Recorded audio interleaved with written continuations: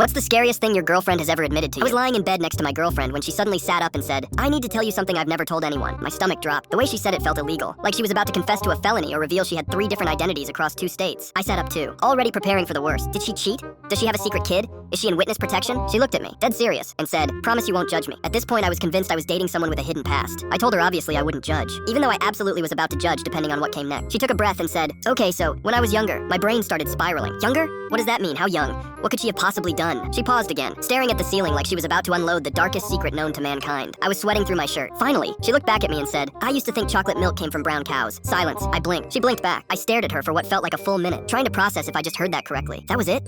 That's what she's been holding on to?